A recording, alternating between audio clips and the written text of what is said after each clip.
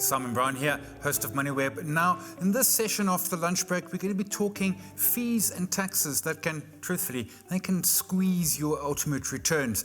There's something I think we often don't give a lot of thought to, but they are critical and they are truthfully unavoidable. There's no investment product, there's no investing, there's no return without either fees or taxes. You're going to get both of them at various different points. I'm joined with two absolute experts to help me unpack this. Kanisa Nganda, Head of Tax Service at S&G Grant Thornton. Appreciate you joining us in the studio today. And then Zwelakhe Mnguni, Chief Investment Officer and Co-founder at Benguela Capital. Gentlemen, appreciate joining. I'm going to come to tax in a moment. Let's start first with something around the fees. And I want to start right at the base of the point, and that is the exchange. And I chat with a lot of folks and they always say to me, oh, the fees are because of the exchange. And my question to you, is that a fair response? I mean, certainly there are fees at the exchange. Is your sense that they're expensive? Notwithstanding, of course, we're getting alternative exchanges where we can transact as well. Yeah, I mean, it depends on which fees you're talking about. If you're talking about the fees in terms of us as fund managers trading, I think those fees are minuscule, to be quite honest. I think the brokerage runs at about 25 basis points or 0.25 basis points in the worst case. And I think if you're looking at fees from fund managers to clients, I think that's where there could be a major effect. And certainly, I think those fees can be justified by the amount of investment and resources that go into finding ideas that could be invested in with your money. So fees play a role, but it depends where. So if you compare, for example, passive versus active, the fees would be higher on active because you need analysts to actually generate the ideas. On the passive side, you basically take the index as you see it on the stock exchange and you replicate it. Yeah, and hence some of the passive. I mean, I think the cheapest passive in our market is at 10 points, 0.1. Offshore, I mean, the VOO, which is a $1 trillion fund probably, or at least hundreds of billions of dollars, is 0.03. But to your point, they basically pay a provider for the index and then they can run an algo out of an Excel spreadsheet almost. Sure, for sure, certainly. So it does make a difference, but I mean, I think if you look at the history of our industry, the fees have been significantly high from an active fund manager point of view. And in some respects, I mean, it's justified that the returns haven't been as good as what clients expected. So certainly the fees have had to come down. And I think the emergence of passive was actually a major driver in bringing the fees on the active side down. So it's been quite a benefit for investors in that way. Yeah, I remember, and I've told this story before, my first unit trust just before the emerging market crisis of 98. I probably bought it about 1997. My fees before performance fees was 5.5%. Now, it never performed, so I never paid performance fees. But in truth, I mean, I'm not sure that we have a base fee of 5.5% in a collective investment scheme anymore. I mean, those days are well behind us. Good riddance, but you're probably not paying that at all these days anymore. Yeah, certainly. I think the most expensive guys I've seen, they go up to 1.5 before advisor fees and all those. Mm-hmm. But sadly, the fees are trending towards below 1% for most fund managers, even in the retail space. Of course, in the institutional, the fees are much, much lower, probably 40 basis points for big institutions. So yes, the fees are coming down. And that is scale. If I've got a 500 billion rands under management, I mean, I can get economics of scale. I can take my analyst and really squeeze the viability from him. I can get cheap trading fees. If I've only got 10 million under management, it's going to hurt harder. So the institution is always going to get that better, and therefore often cases offer better than the small player. Certainly. I think also, I mean, in the early days when you start a fund management firm, you're probably looking at, you're going to fund the losses, right? So you're going to pay for the team and all the costs until your business gets to scale, as you say. And once you are over the scale where you can cover your costs, any growth becomes profit now. So I think the argument about fees is actually could also be justified by the owner basis that, once you've got scale, why are you charging us so much fees? I mean, I certainly think that there is a need for balance between the effort that goes into building a fund manager and generating good ideas, and also the thinking about the other side in terms of investors are losing quite a substantial amount of money if you take a big chunk of their fees. I mean, at your 5%, I think... I was never going to make money. I mean, the idea was it was a small cap fund. It was, we just had elections, I was never going to make money. A quick question before I move to Kanisa. Is there a sense of what that scale is? I mean, do I need to have, is it 100 million or half a billion, or is it how long's a piece of string?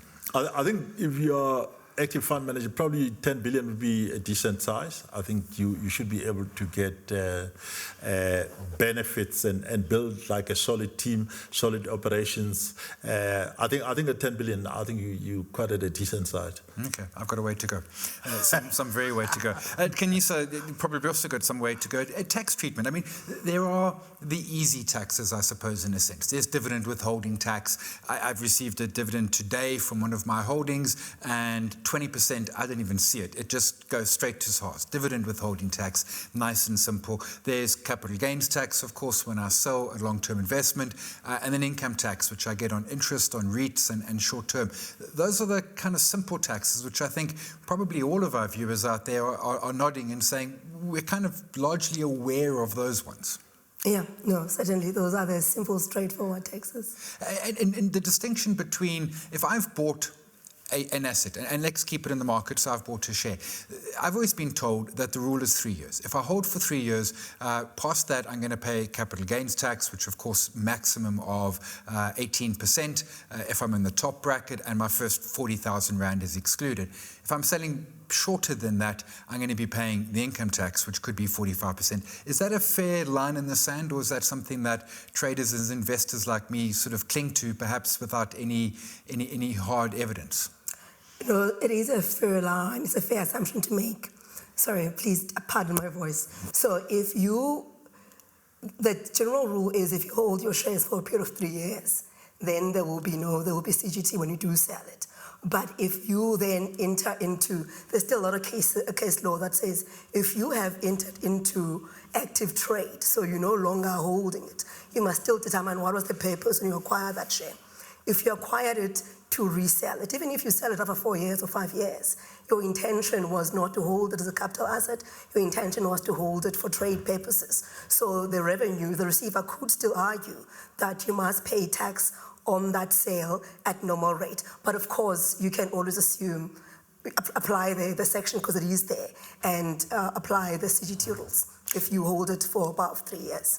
And that is often I want to say the crux of tax, but one of the important points in tax is intention. And to your point, exactly. And I mean, from my experience, I mean, I will often, I mean, I do the short-term sort of trading stuff, and then I do the sort of longer-term buy and hold, bottom draw type of scenario, and I have process. But intention is not always that easy to necessarily prove. One of the things I do, for example, I have completely separate trading accounts. Yeah. So I can say to SARS, well, this was my long-term trading account. I bought transaction capital 3 weeks ago. The bottom fell out. I sold it quickly because it's a fundamentally different business. Does that help prove intention by saying, here's my short-term, here's my long-term? Yeah, so I think if you're in the business of doing both, one, it may be a little bit tricky for you, because if you are in the business of investing, then if SARS wanted to be a little bit harsh with you, they could say, well, you are in the business of trading in investments, so then, well, I don't know if it's enough to have the separate accounts, but it's a good start to say, I have made my intentions clear when I invest with the intention of holding for longer, because I'm looking for their capital appreciation, which will be subject to CGT. I hold in this account, so that is a good intention. If you do happen to sell in that account within the 3 years, you can still argue and say, well, my intention was always to hold it for a longer period, but like any other investor, I didn't want to lose money. So then I sold within the 3-year period. But then again, it becomes a little bit tricky for you to prove, because you've got the section that has already been set out to say, if you've held a share for longer than 3 years, then presumption is it was for capital appreciation, therefore you can apply CGT. If you've held it for shorter, assumption is it was for normal trade, therefore apply your normal, what you would apply, your 28% or 27% going forward. So I think the safeguards that you've had, it's a right step. If SARS doesn't want to be difficult with you, they will find it acceptable. But if they're short of revenue, they may not. Yeah, no, they might still come. They might still come knocking and audit it. And the difficult thing is the onus is always on the taxpayer. So you as an investor to prove that this was my intention. And that can be a difficult mountain to climb. But I think keeping all the information as possible, everything that you have to support your position would obviously help. And that's a good point. This is often around keeping the data, keeping the pieces of paper and you know, just good admin in essence, which is not something I enjoy, but it's critically important. Yeah. If I am, let's say I'm a short-term person, I never expect to hold anything more than maybe a year at most. Maybe I'm even derivatives and it's less than a year. And I make profit. Can I offset costs against that income that I've made? Because this is now almost, I mean, I want to say in inverted commas, it's kind of like a business. It's kind of like maybe having, a fish and chip shop down the road. Yeah. I've got income, but then I've got a whole bunch of expenses that I can offset against that income. Of course you can. So if you are actively involved in trade, if you are investing and whatever it is that is associated with that investing, you are so you buy, you sell, then you actively involve in trade. So you can offset the income that is associated with that trade against whatever you make from, I guess, whether it's an income or capital gains, whatever qualifies. So from a CGT perspective, what you would need to do, again, more admin. If you are incurring costs and you are investing in shares, holding them as a capital asset, some costs may qualify to be added on the base cost of your shares. So over and above what you incurred to acquire the shares. So again, you need to keep the evidence and you can capitalize those costs. So eventually when you do sell, then you would have a higher base cost, which would obviously reduce your profits or your CGT when you sell. Okay, it comes back to record keeping, which is difficult even for corporations. Difficult's a polite way of putting it, I think. If I go back, you run a collective investment scheme. Tax is not your concern because, as I understand, you pass it all on to the unit holders. Correct. So the investors are taxed in their own hands rather than in our hands, certainly. And that is, I mean, there's a bunch of benefits to investing in collective investment schemes. One is that I can go and buy your fund and I hold it for the very, very long term. I'm going to get dividends. I'll pay tax on the dividends. But when I sell it in many, many years' time, I'll pay CGT. You can almost effectively trade within that environment. Yeah. So in the back of that unit trust, we can do trading, we can do all sorts of things to try and generate the returns. But I think on the outside, as long as you haven't sold as an investor, there are no tax implications of those type of activities. Unlike what Kanyisha is talking about, where if you as an individual trade, you would actually incur some taxes there, right there. So you can delay the taxes in our case, where if you trading via the unit trust. Yeah. Okay. So two benefits, lower fees, perhaps. You were going to say? So I wanted to just come in on the CSI. Something that in practice I find quite interesting is with a lot of CSI returns, they can be an investment that generates both dividends and interest. Yes. And even with larger corporations, there is that bit of struggle of maintaining the separate maintaining record of those separate positions, especially if you then reinvest, because whether you have paid the investor or not, if that income has been earned, if it accrues to the investor, it must be subject to tax in that year. So, and there's different tax implications for dividends and different tax implications for interest. So it's just something that it's... Okay, that's a great point I hadn't actually thought of. And interest is an important rabbit hole we should quickly go down. Because, of course, we've talked about CGT, we've talked about income tax, we've talked around dividend withholding tax. But there's tax on interest as well. And there's the threshold, and if I remember correctly, it's 24,800 if I'm under 65 and 34,500 if I'm over 65. That amount of interest is exempt, and thereafter it is added to my income. So that would be money in the bank I've got. Perhaps I'm holding a retail savings bond or a money market type of product. REITs, of course, pay interest, and that gets added directly to my income and taxed accordingly. And there is no how long have you held it for. It arrives in a year and it's taxed in that year. No, certainly, unless you've invested in those interest-free investments. Sure. Still, yeah, but generally, yes, it is taxed when it accrues to you. Yeah, I was about to say that what Kenisha is also talking about is that the unit trust companies have to also provide with the difference between your dividends and your interest income component. So those components need to be added to the tax. That's a good point. I might get paid, let's take an example, R1 a unit, get a payout. To keep it easy, 90 cents as dividend, which will get taxed at a flat 20%. Yeah. The other 10 cents might actually be interest, which then is added to my income and declared at the end of the year. Yes.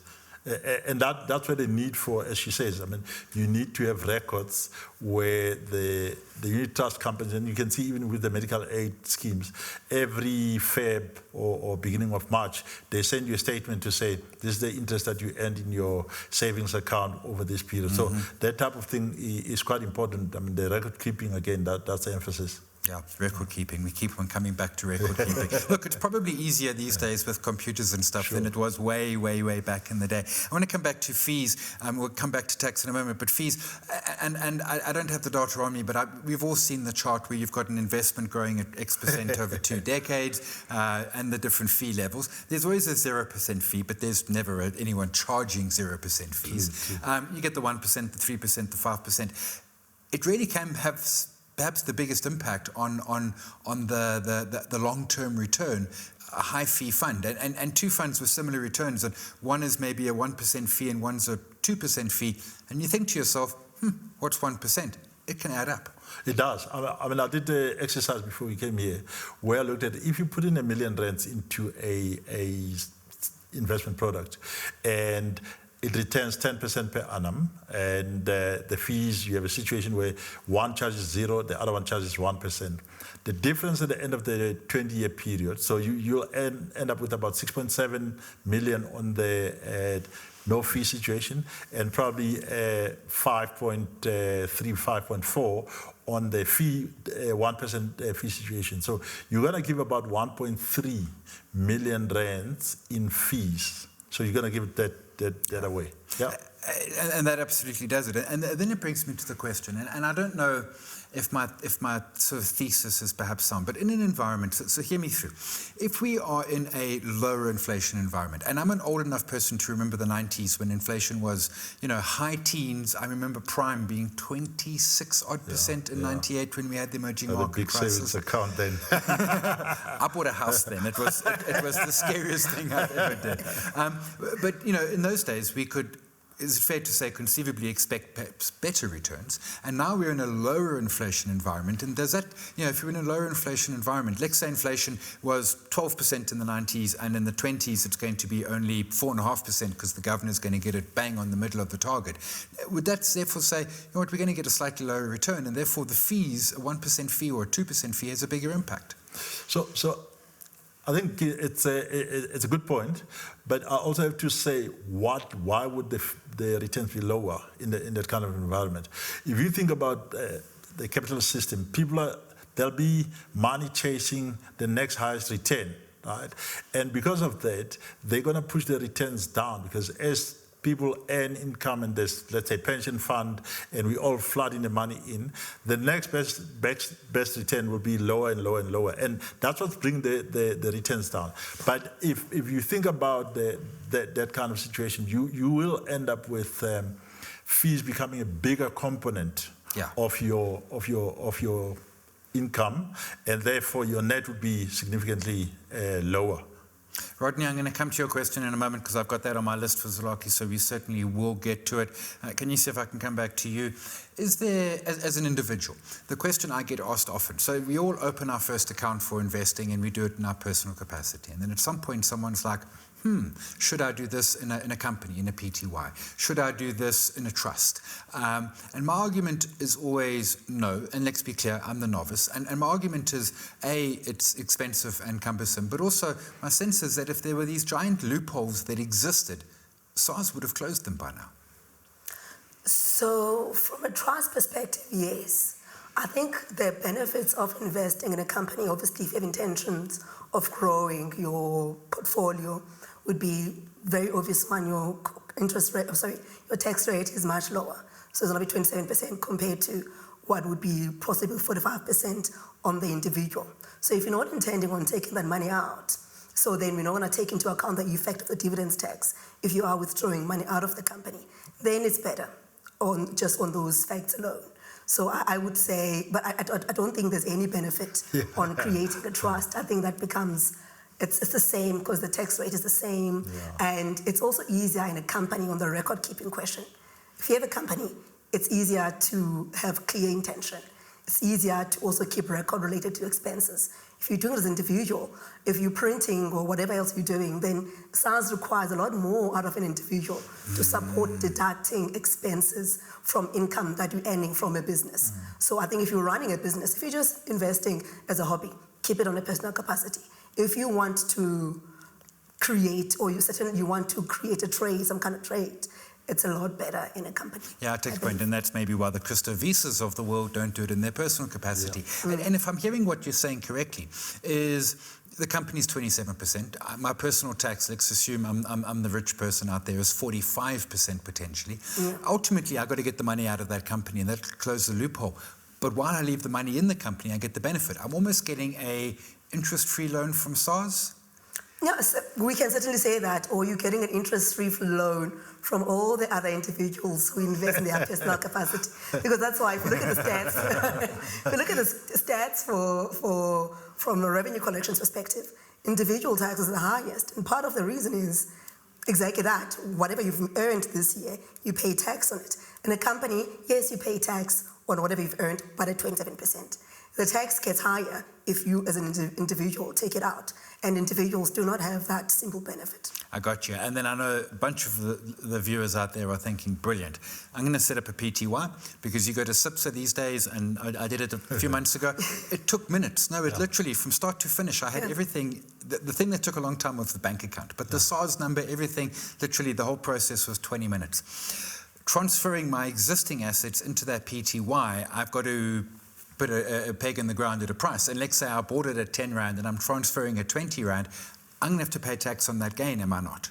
Of course you are. And it's not only what you decided must be. So the question is, what is the market value of this asset at the date when you decide to transfer? So then on the date, generally, there would be CGT. But not all is lost. So there are group provisions that do allow companies or an individual to, so if you're not trading outside, so you want to sell assets to your own company, so you can apply the group provisions and you can sell deferring the CGT. So you won't have, on the date of transfer, pay the taxes associated with that sale. If you say I'm doing it in terms of Section 42 or in terms of Section 45. Oh, God. Oh, that is so sneaky. That is so sneaky. No, not sneaky. It's totally legit. That's so clever, I think, is the phrase we're looking at. Zwelakhe, we've already said that you, within the CIS, tax is not your issue. But speaking to the private investors out there, one of the things I was always taught is don't make financial decisions based on tax implications. Just pay the tax. If it's time to sell a share, it's time to sell that share. That's a fair point. I mean, you might have to pay tax on it, but if you're paying tax, it's my accountant always says, you pay tax, because you make money.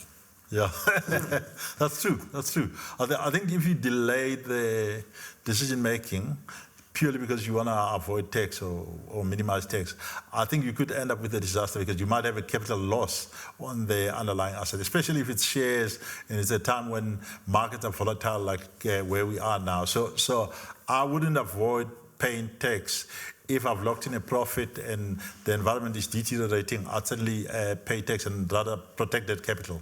And if it's in a vehicle, as she says, and if you put it in a company, you haven't taken it out, so you can basically still keep the gain in there and reinvest when the environment is right.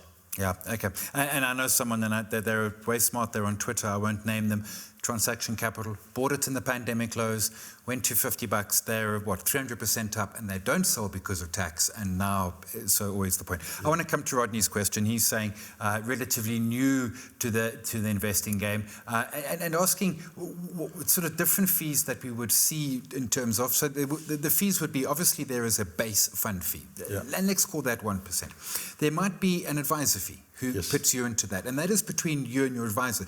You as a fund manager have got no relationship with that whatsoever. Absolutely, and I can negotiate that with my advisor. Yes. And then you may find, depending on the vehicle, I mean, you may be charged an administration fee if it's a fund of funds, for example. So you're going to end up with 3 layers where if you went directly to a fund manager, you might avoid that. But the assumption is that you'd get a benefit from getting advice. The advisor would be unbiased and look at what is in your best interest that way. Whereas if you come to me, everything that I offer is in your best interest. No, of course. But that's a great point around advisors. And in fact, we've got a whole session later this afternoon around advisors. Is a lot of people are like, I'm paying that advisor a lot of money.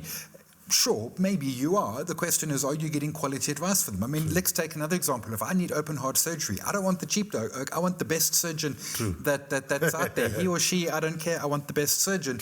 We don't quibble price. Certainly financial advice, we're like, can I have somebody cheap?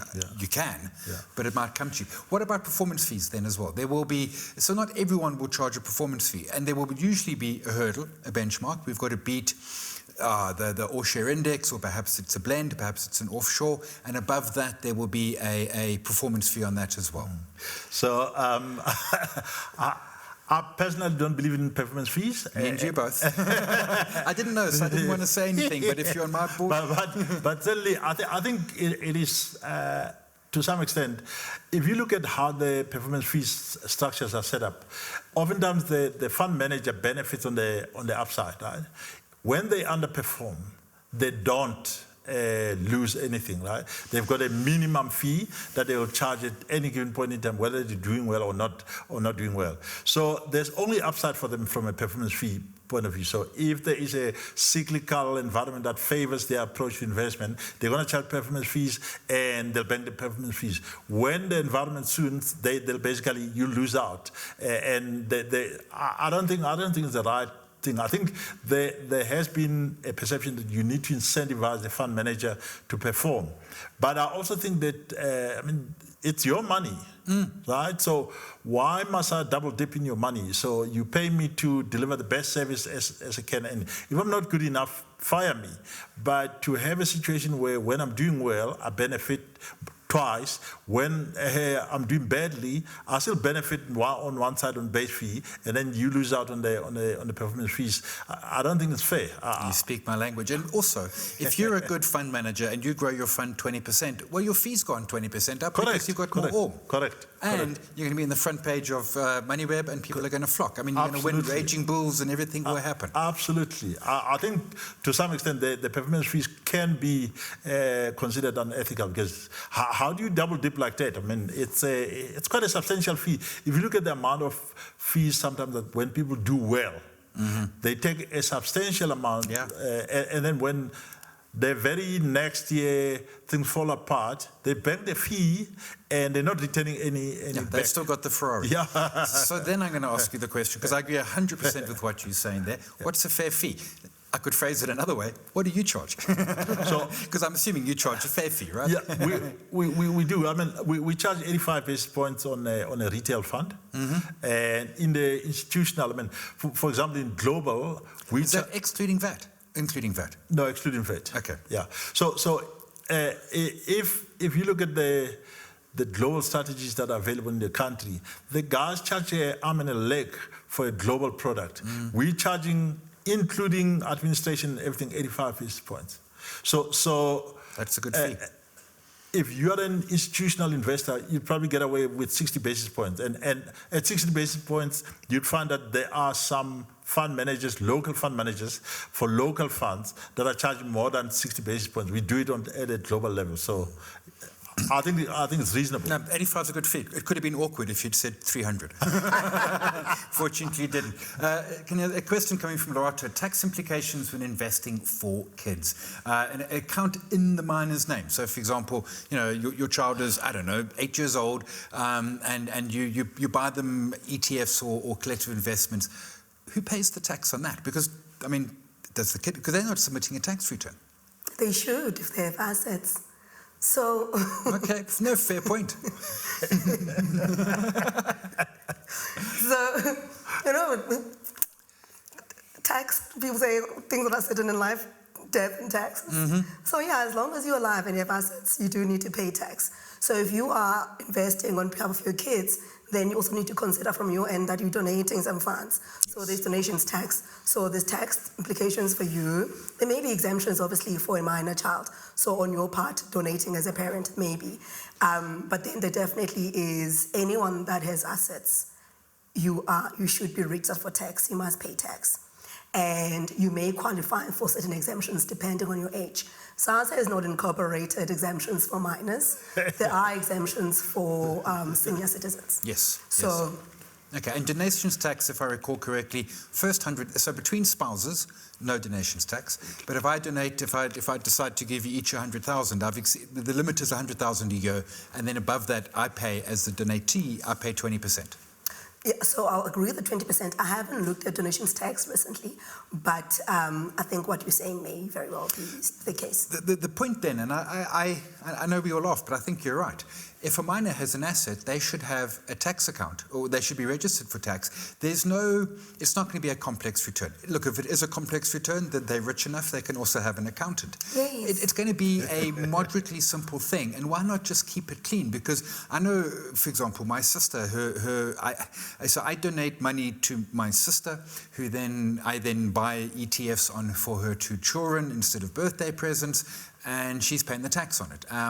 And, you know, it's fine at this point and stuff, but why not actually just say, well, donate direct to them, give them tax numbers. It's not going to be a complex return. They haven't got income. They've maybe got a few, a bit of interest income coming in. Truthfully, it won't hit the thresholds.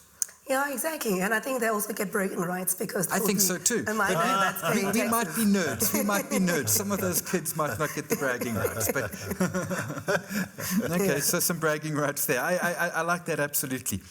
Should we see different fees offshore versus local? You mentioned that a moment ago. I mean, in one sense, offshore is perhaps cheaper at the exchange level. I'm not sure about that, but maybe it is. But the other side is, again, it's expertise. I mean, should we see a difference between an offshore and a local fund?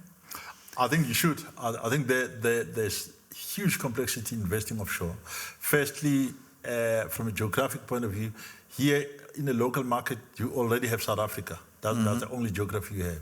And offshore, you have to have a blend of geographies to firstly diversify your fund. Secondly, you have to have a blend of sectors. In South Africa, I mean, our sectors are very highly concentrated. Yeah. You take out the resources out of our markets, take out resources in Naspers. Richmond, you got hardly anything left. I mean, you've got nothing left. But in the offshore market, the individual stocks are smaller, and you have a lot more different sectors. For example, we don't have memory card industry here. In the US, you'll find those type of industries. The point is, your selection process would have to be a lot more robust to pick the right sector, the right geography, the right stocks. Whereas here, if you pick the right stock and the right sector, you probably okay. So I do think that you do need to have a differentiator between the two, but should it be 100 basis points above? I don't think so. But I take your point. I mean, I always used to say that the US has, half a dozen or a dozen pizza companies listed. We used to have one, and that was Taste Holdings, and now they sell jewelry, so things have absolutely changed. Can you see, we've been talking local, to keep it nice and simple. Offshore gets complex. I had an entire session earlier this morning around offshore, particularly around estate more than anything else. But as soon as we start to invest offshore, tax does become more complicated because SARS still wants their slice. Yeah, they do. So as a South African resident, as long as you remain a resident, you still are accountable to the South African, or to SARS, for your global income. But so I think what makes it complicated is obviously there are double tax agreements if wherever you're investing, there is a DTA between South Africa and that country. So you may not necessarily be taxed twice on that income, but you're still required to submit your tax return in South Africa. It gets a little bit complex if wherever you're investing, there is no DTA between South Africa and that country, because South Africa will want their income, because you are a South African resident, and the other country who also want to tax you on the same income based on their rules. So in that case, there are provisions in the Income Tax Act where you can claim, but you must first pay or submit your return, and you can claim a rebate on whatever taxes you've paid offshore. Okay. But that rebate is limited to the tax you would have paid in South Africa. But you can still say you're in luck because we do have one of the highest tax rates. So, and I don't know wherever you're investing, so you're not likely going to be denied that rebate in South Africa. Okay, I was not aware of that. Okay, so if there isn't a DTA, a double tax agreement, I can claim it back. Again, process, again, record keeping, but Yes. I'm not going to necessarily pay tax, essentially pay it twice. No, you should not necessarily pay it twice. Okay. So one of the issues that we actually see a lot of people leave South Africa for years and you live in the US, you earn income there, you have kids there, you've never financially immigrated in South Africa, and you still come back here now and then, you don't submit a tax return in South Africa because you live abroad. You're non-compliant in South Africa for tax because every year you must be submitting your tax return and paying, if there's any taxes due to the South African government, paying that tax in South Africa. We also have a couple of tax incentives, in a sense, in South Africa to help us save. I mentioned the interest exemptions a moment ago. We've got the Regulation 28 products, 27.5% or 350,000, whichever is smaller, is deductible. We've got the tax-free accounts where that's post-tax money, but at the end, when you take it out, you don't pay tax and you don't pay dividend tax in the meantime. My sense is always, as a smart taxpayer, you should maximize that to the best you can, because this is, every February, the finance minister, whichever one it might be at this point in time, stands up and basically takes money out of our pocket. I mean, in a polite way, but that's what they're doing. Yes. This is them putting a little bit more money into our pocket. Yeah, certainly, I agree with you. So you should, if you can, maximize it as far as possible. What about, we'd be talking sort of equities and the like. Does it get more complex if I own a property overseas, for example, or is that just going to be treated broadly the same? There's income from it. Let's assume it's a double tax agreement, so let's say it's America. So America won't tax me. I'm then going to get taxed in South Africa, albeit I'll be earning dollars and I need to pay the tax in ZAR. So it's exactly the same principle. Your income, your property, if it's charity rental income, you look at it the same way. What does the DTA say? Is it America that has a right of tax? It's likely going to be America, it being physical property in America. So then in South Africa, when you're doing your tax returns, the evidence is you do have the property, but in terms of the right of tax, that is tax in America. So then in South Africa, you will not include it because it is, Gotcha. in terms of the DTA, it's subject to tax in America. Do we have double tax agreements with most of the developed markets out there? We do. I'm not asking you to name them all, but broadly most of them. I think with most countries that South Africa does most trade with, we have DTAs. I'd have to go find a really weird little country somewhere in an atlas that no one's heard of. Yes, or some of the interesting tax havens. Obviously, we wouldn't have. They call them tax jurisdictions, I learned earlier today. I was wondering what this tax jurisdiction, I get it. Zwelakhe, you kicked off right up front where essentially you were saying, the fee is to pay for the skill of you and your team. And again, I go back to when I go to a doctor, I might think they're expensive and stuff, but I'm not going to go find the cheapest in it. I mean, the fee actually does pay for something. It does. I mean, to set up a team and set up the infrastructure to be able to know what happened in America last night, and that costs money. So you have to pay for it, and you're rendering a service, and your hope is that as you gain scale, you'll become profitable, and as an entrepreneur, you can make money out of that. But I think there is definitely a minimum fee that will always go and pay for fees. I mean, if I look at, for example, in the administration fees that we pay offshore, you're probably paying 13 basis points away. As a fund manager, say this is between the CIS and the administration. So there is a cost to actually rendering that service. But is it 300 basis points? No. It's significantly less. That's somebody who's buying yachts in the Cayman Isles, right? I mean, I got nothing against yachts in the Cayman Isles. Just if I've paid for it, I then wish to use it. And it comes to the point. And yeah, again, people will squeak around fees. And let's park performance fees and say that in this world they don't exist, because I agree. I think Immoral is about exactly spot on with it. We need to pay that fee. We're getting the services for it. And we also, in this day and age, have the options. And that option is passive if we want to. I mean, and I advocate my portfolio is structured. I've got a nice passive in the middle, nice and cheap, and then I put my active around it and sort of manage that and pay the fees for it. I think that's a very good strategy. I think the perception that passive has to exist at the expense, at the total expense of active is a big mistake. And I'll give you an example where, for example, if you had an ETF that was invested in technology last year, basically you'd have lost probably 23% now. So that is because you have no option to maneuver and say, okay, I can see that we're going to hit a wall, and I need to get out of this. But your strategy of having the passive at the core and then having the satellites in terms of whatever strategy you're trying to achieve, I think it's a very, very good strategy, because it enables you to say, if, let's say, the passive loses money because it's heavy into the tech sector, you may be underweight the tech sector on one side, and you'd be able to offset some of the losses here with this gain that you're making here. So that strategy can give you like a nice smooth ride, rather than just one is good. I mean, the fund managers as well, active managers, also get things wrong, right? So sure. If you're a fund manager, you invest in transaction capital, you're hurting at the moment, and your clients are hurting. So the passive can give you the benefit of a diversified portfolio. So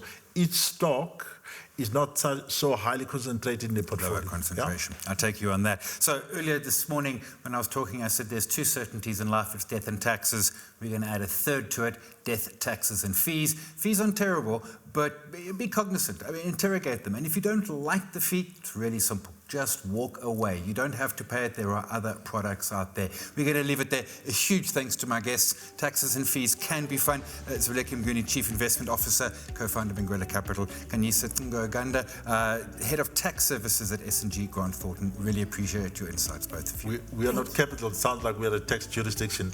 Benguela Global Fund Managers. Benguela Fund Managers, my bad. Sorry, that was the minute you say capital, it sounds like a tax jurisdiction. Benguela Fund Managers.